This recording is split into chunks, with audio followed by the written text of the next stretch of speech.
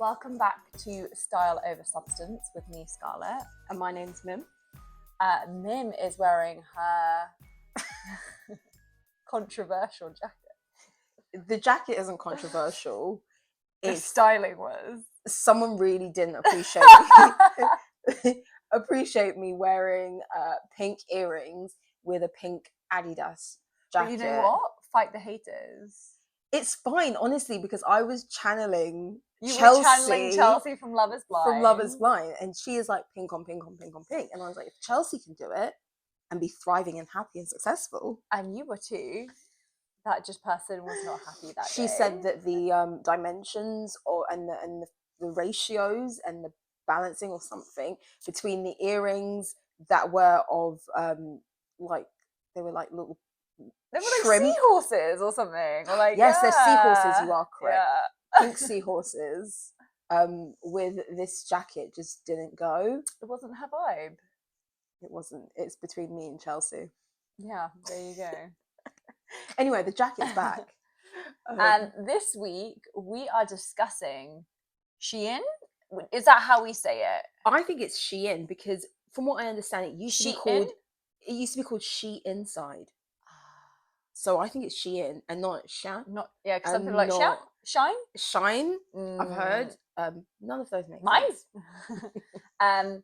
So we are discussing that and the famous press trip that has recently happened. Yeah. But also just like the notorious reputation that Shein has. Yes. That kind of, I guess, almost supersedes every fast fashion brand. Yeah, they're particularly bad and they really do kind of, when it comes to fast fashion practices and just all the bad things we know about fast fashion, they are the worst to ever do it. And they currently have a lawsuit out against them in the States. I don't know a huge amount about it, but it all kind of is going to be part of our Shein episode and what we think of them. So when did you find out about this press trip that they did? I just saw some like whisperings and I saw a few things on like TikTok, and I'll be honest, I just sort of ignored it. Oh, is it? Yeah, I just kind of was like, I'm not a big fan of the brand. Mm-hmm. I just kind of like, I just sort of saw it and I was like, I don't want to see that because why on earth are they doing it? Okay, so like it made no sense to me why Shein is doing a press trip. Yeah, I mean, I didn't really delve into it when I first saw it, but it just kept following me around. Like there was just more and more videos about this Shein press trip. And one thing that did catch my eye is I saw a response video from one of the creators before I'd even seen a video of the actual trip that she went on. And I was like, oh, this looks controversial. This was controversial. This was juicy. So I just thought that when we've spoken about Shein in the past, we had to find out more about this and what was going on. So if you don't know, I think about a week ago or 2 weeks ago, there was a group of TikTok creators who were invited to a Shein factory in China, and they were given a tour. They went to dinner with the CEO of the company, which is a bit like, okay. Suspect. Yeah, that's the CEO. Yep. They got the chance to speak to employees and garment workers in the factory. They got to ask all the hard-hitting questions about what goes on inside a Shein factory. And then they kind of documented day by day what they found, how they felt. They were all very positive reviews, and we'll discuss a bit more how it felt very scripted because they all kind of touched on the similar notes and similar points. So they documented their trip to their collective millions of TikTok followers, and they got a lot of backlash because they were part of Shein's whitewashing or cleansing of their like reputation. Their reputation to a lot of people who just knew better.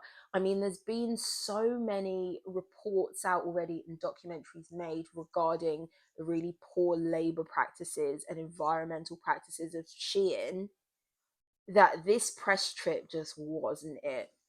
Yeah, and you know what? Like the first thing that ran true to me or came to mind was when I worked for a couture company. Mm-hmm. If we had important visitors, we were all told to dress in black, and all of the like seamstress team would wear their lab coats, their like white overcoats. Oh yeah. And so like even then, that's kind of an example of like creating a faux visual, An illusion. Like, let's be on our best of behavior. yeah, it's the best behavior. This is the illusion we want to sell you, is that we just are all like always so chic and this place is just so like, yeah, seamless looking. Yeah. And that's what it rings to me, is like, yeah, they might have spoken to an employee or whatever, but like that is a selected, chosen employee, if they even worked for Shein. Like, this is the thing that I think people have a grievance with, is you're welcome to have a positive response from this trip. Yeah. But I also think you are duty bound to be like, from who I spoke to, they had a positive experience. From what I saw, it looked really nice. Yes. Rather than like this very scripted, like utilitarian. It was a really wonderful place, and I could never see any wrongdoing there, and it was beautiful. Yeah. Like, we'll go into what exactly they said, but on a whole, my impression was, because they were documenting day by day what their experience was like, it gave me the impression that, okay, they were told they needed to make videos, and because you're stuck in China, staying in the hotel they put you in, being having the experience they've chosen for you. Yeah, being shuttled around the city, you're still very much within their grasp. Even if they said to you, we give you complete creative license to be honest about your experience, you're going to feel a little bit intimidated.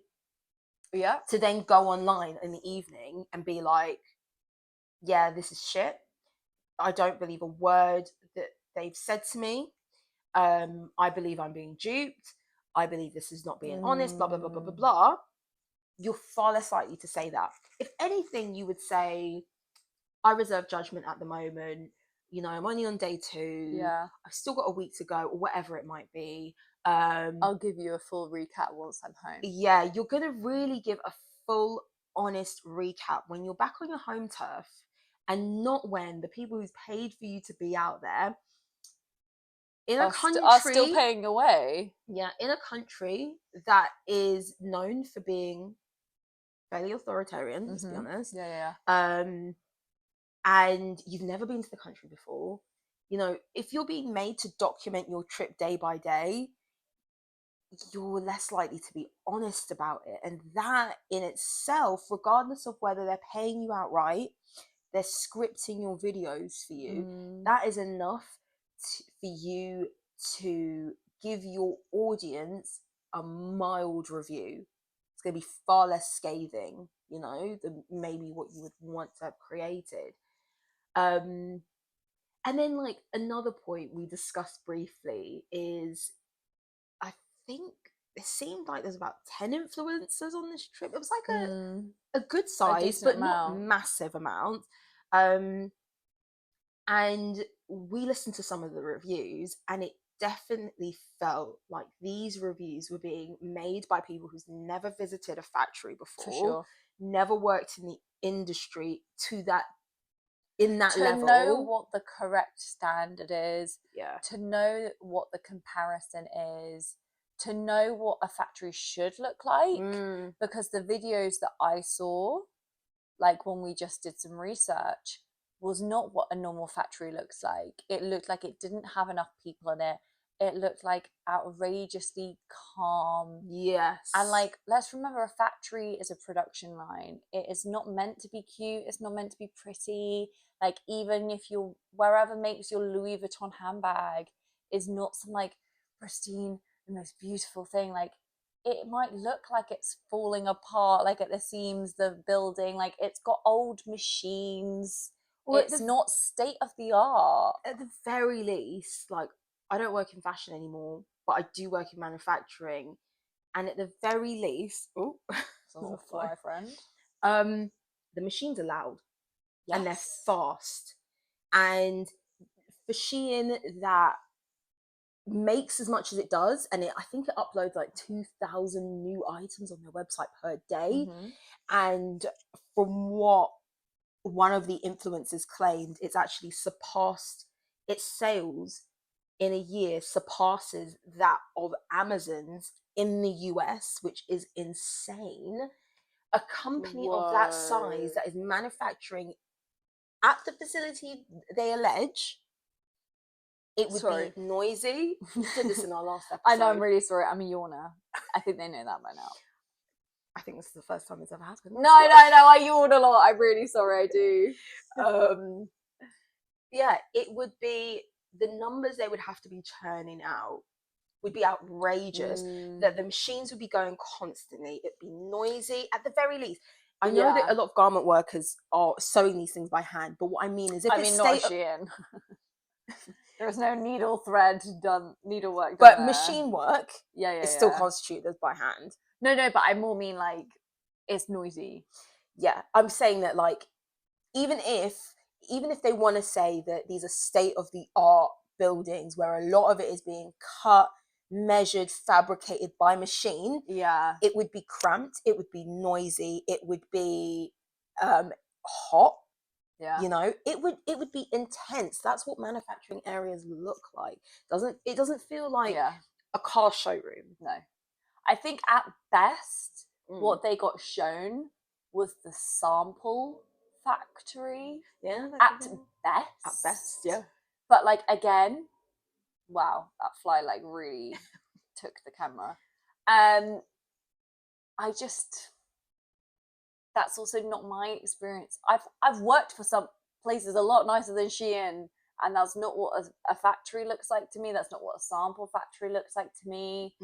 I'm not buying that there's this conveyor belt sending the clothes around the room, on hangers and all of that stuff. Like, I'm not buying that. You sell garments for £3.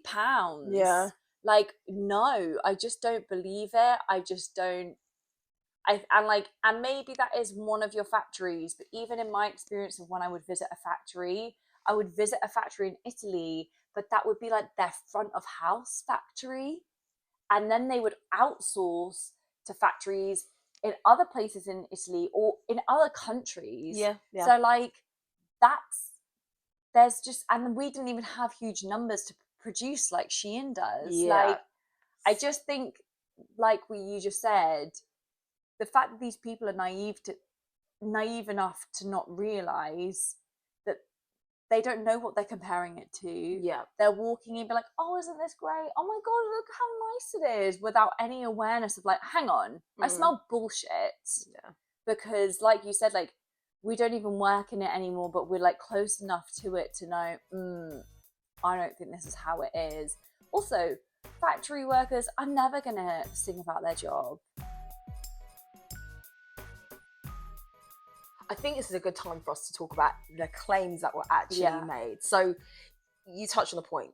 Factory workers, one of the claims made by some of these TikTokers were that we spoke to some of the workers. They tell us that they're passionate. The word used was passionate about making clothes for you guys.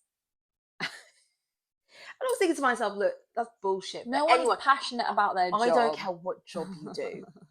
I don't care whether you're making 500 grand a year.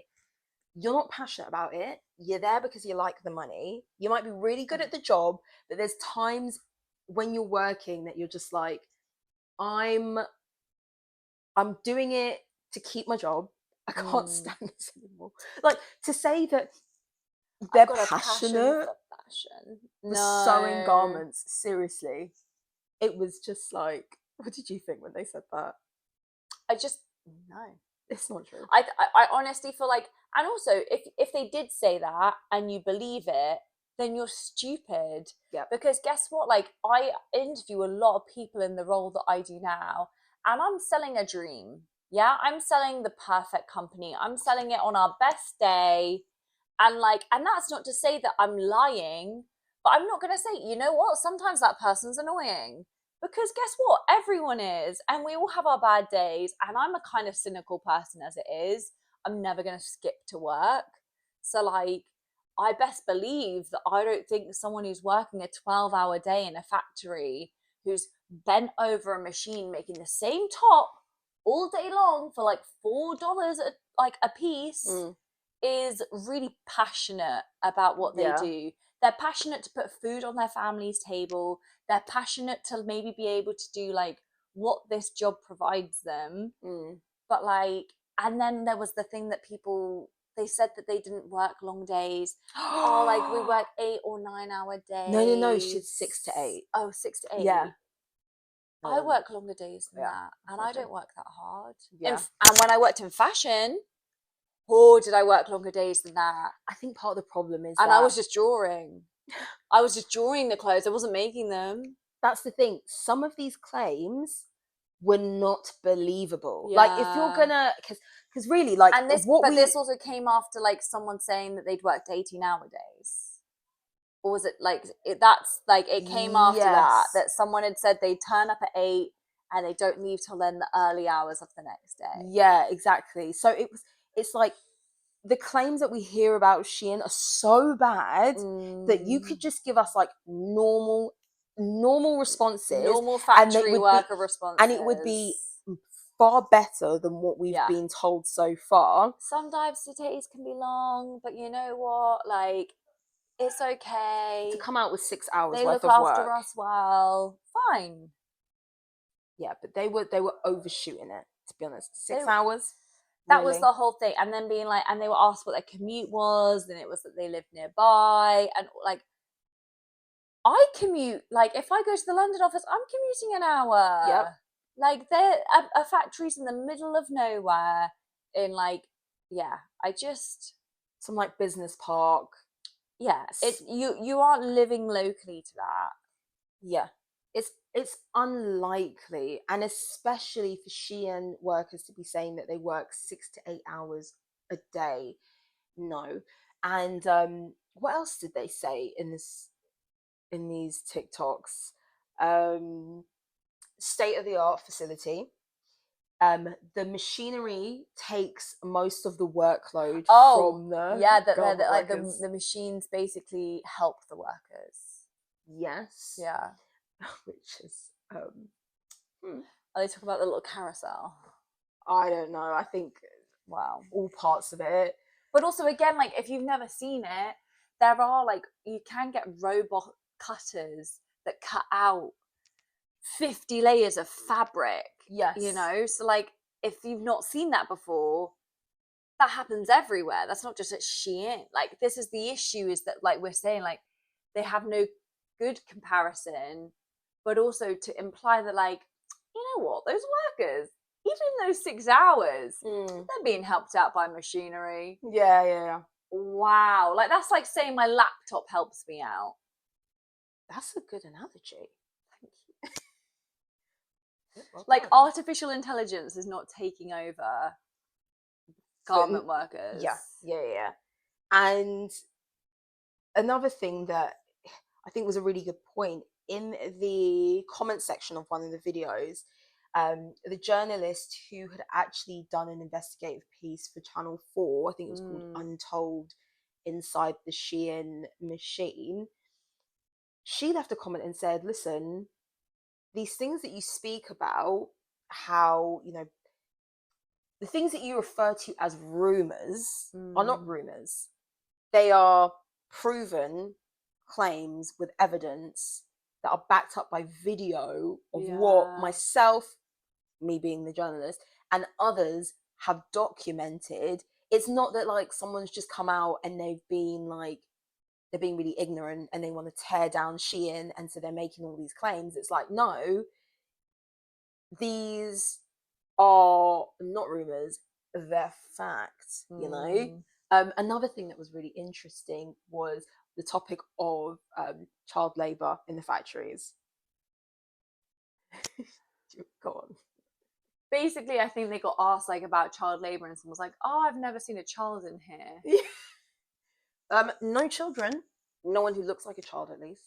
So coast is clear. I mean, that's like a paedophile saying like, "I didn't know their age," you know, or I didn't check, so I don't know. Like, for sure, we know that like and like it's a real thing in Bangladesh that there are really young children working in factories. Yeah, and even likewise in China. Yeah, and so the fact that like, I don't know, it was something like, "Oh, my kids don't work here. They're really into social media." Wasn't that like the response? Yes. So one of the TikTokers had got the chance to approach one of the garment workers, and they asked them like, "Hey, what's your thoughts on child labor? You like it? You don't? Who likes child labor?" Listen, and I don't know how they phrased it, but they were like, "You on the same wavelength as me, as an American, or you know what's happening here?" And someone said, "You know, our kids are just like yours. They love social media. They want to be on TikTok. They want to be having a good time. They don't want to be wasting. Instead, we make them, but we just won't tell you. They don't want to be wasting their time making t-shirts. You know, that's not what they're about." One TikToker said, when I'd asked them about the issue of child labor, they actually looked at me funny or something, or they were just so dumbfounded and they looked at us like, "What are you lot on about? Child labor is not happening here." Yeah. Duh. And so they made it sound like, "What are you guys playing at? That doesn't happen. Cut the shit." Yeah. So it was just a blatant denial and dismissal of things that have been documented previously. Yeah. And then when you talk about it in like just plain fact terms, the amount of stuff that Shein makes a day, a year, just requires such a massive workforce that we know something's not right. On a basic level, environmentally it's so harmful to be overproducing in the way that Shein does, that we cannot act like everything they do is in the most ethical way. I think it's just your spidey senses need to be tingling, even if you don't have all the facts and you don't have all the information. I'm not saying these TikTokers should have gone out there and made assumptions that they themselves didn't feel comfortable enough making against the company, but something doesn't seem right. It doesn't add up. It doesn't seem right. And I think it's one thing if they'd corrected one issue, you know, like if it was pay and like they went out there just to show them that, or if it was the conditions or like one thing. But to make out like nowhere's squeaky clean. Yes. Like no, not even companies in the States, in the UK, like things aren't squeaky clean. There are days where like people in my company have to work really late, long hours. They might not feel valued. Some people might feel like they're underpaid for their job. Like that's part and parcel with life. And whether they tell that to an outsider, no, they wouldn't either. So exactly. like, that's the other point, isn't this is sort of a bit of an issue. And also I think we touched on it in our last episode where we talked about Pretty Little Thing with Naomi Campbell. But like the audacity to spend a lot of money parading influencers around a factory where you're paying workers. Like imagine you're selling something for £3, so they can't be earning that per piece, and like we know they're not being paid well, and it's just it's like you're laughing in the face of if they are your workers that you hired or had there for the day. It's a mockery. Yeah. Like the marketing budgets of these companies versus how much they're spending on the people who manufacture things. Yeah. And investing in the working conditions and all of that is a mockery. And I just think like I remember I once went to South Africa and I was on a cricket tour with my brothers, and we were in a bus and we were going around the shanty towns, and I felt mortified Mm. because I was like, we're almost like displaying our wealth to these people who have nothing. And that's what that feels like to me with these factories, is you're walking these influencers in who are being paid way more than these garment workers are ever going to be. And that's life. Not everyone's going to earn the same amount of money, but it's a bit distasteful. Definitely. When you really think about that, that's so distasteful. Mm-hmm. Like that, like even the dinner that you've probably paid for these people is more than those people earn in a month. Yeah. Like, despicable. It is bad. It is bad. And I think that's like a really important perspective to have on this. These people are working from what previous investigative journalists have discovered. They're making 500 pieces of garments a day, and they're clocking in at 8 and leaving at 3. And then they say they get paid then like they get paid like the equivalent of like $500 a month, and they make 500 pieces a day. Yeah, something like that. And to be kind of, so that's the salary you're on, and that's what you're expected to make, and you can make less if you make errors as well. And then you're kind of hand selected, maybe if you even work there, you're hand selected by the company. Hey, you come to the main building. Come meet these people. Yeah, pretend like you're making a couple garments, and then we're gonna have these influencers, these wealthy influencers, you know, doing all right for themselves, are gonna come and ask you questions, and they're gonna smile, and they're gonna ask you about your life and if you like working here. And I mean, you don't have to be a garment worker, like, to know that if your boss has invited someone into the office, you're not gonna be like, hey, listen, they don't pay me enough here. Yeah. You would never. And also, like you said, China's known for being a bit authoritative. So like, I wouldn't do that in this country. Yeah, I wouldn't disrespect my boss that way. I wouldn't go against the grain. It's like biting the hand that feeds you. Like, it's not beneficial. It's not helpful. It's like when someone new starts in your company, you don't really tell them your bitches and your moans for a little while. You let them learn it themselves. Yeah.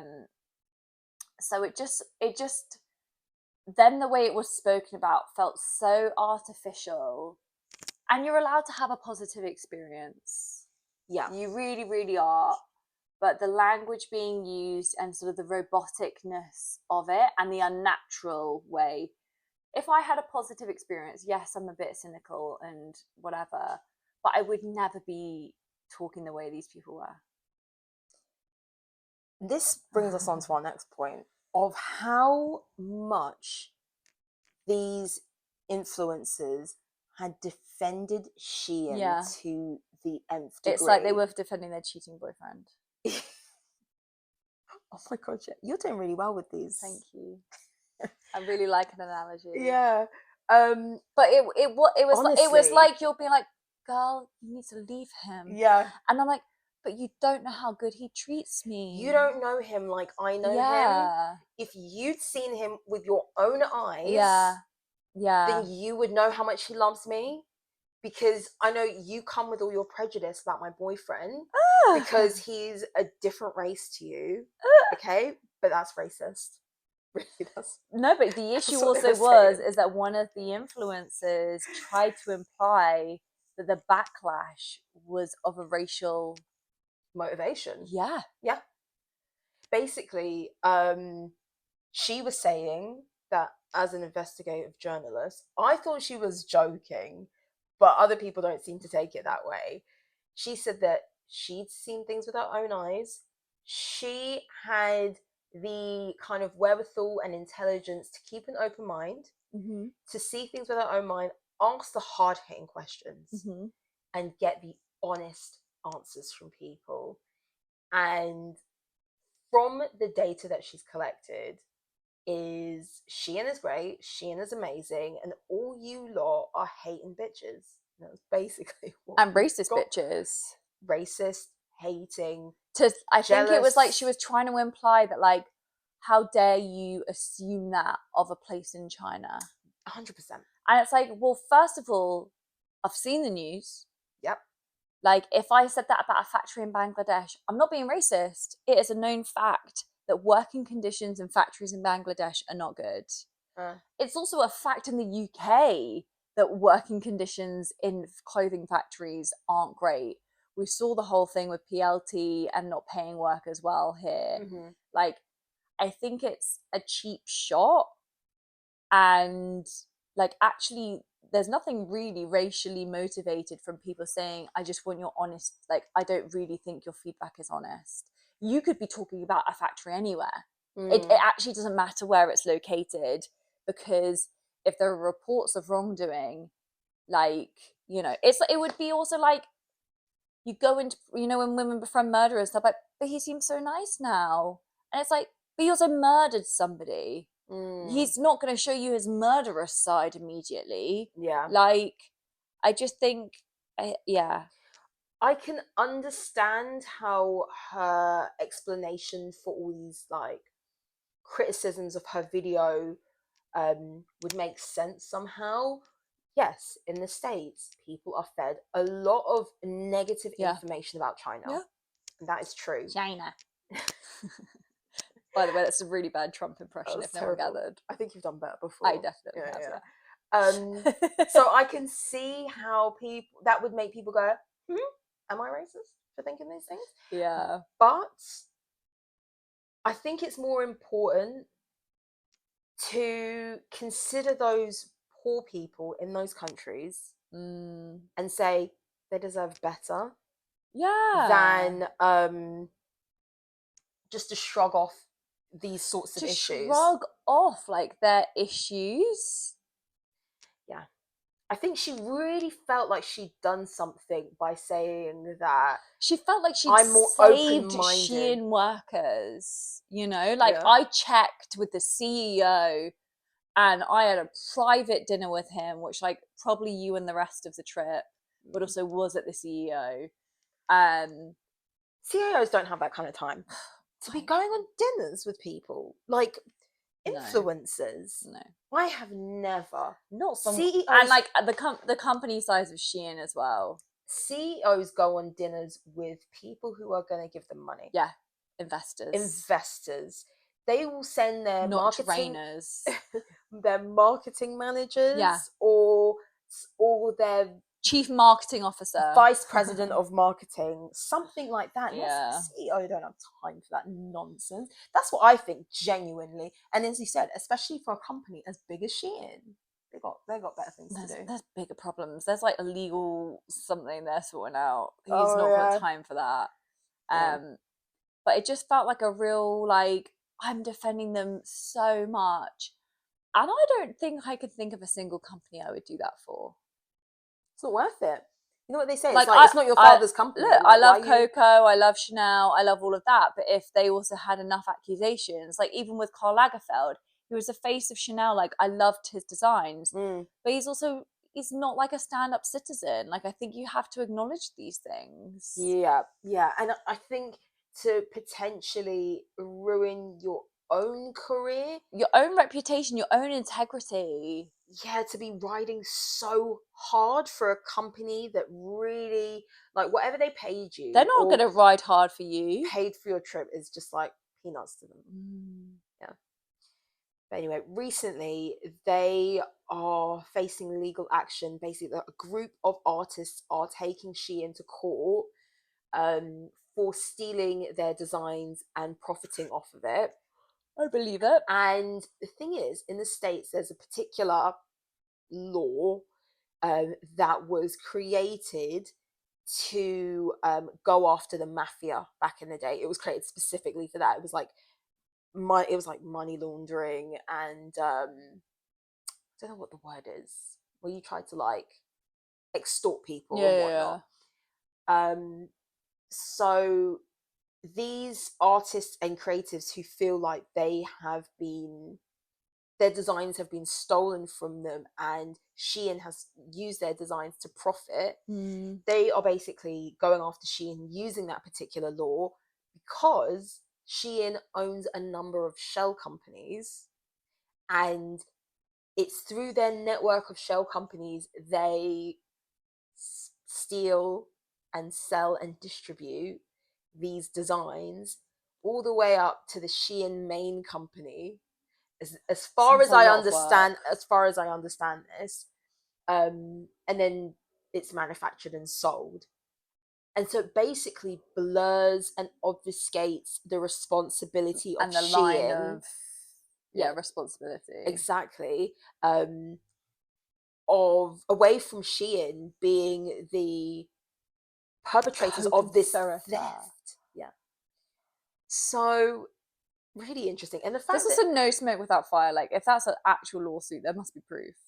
There has to be proof. Yeah, like something doesn't become a lawsuit without. You can't take on Shein and find a legal team worth their salt who is going to pursue something that, you know, especially of like independent artists, which is so often disputed. Yeah, because there's no backing and it's like it's not worth it. Yeah, and then there's also the question of is it really a copy of your design? Look, the color's different. Yeah. Oh, that line is different.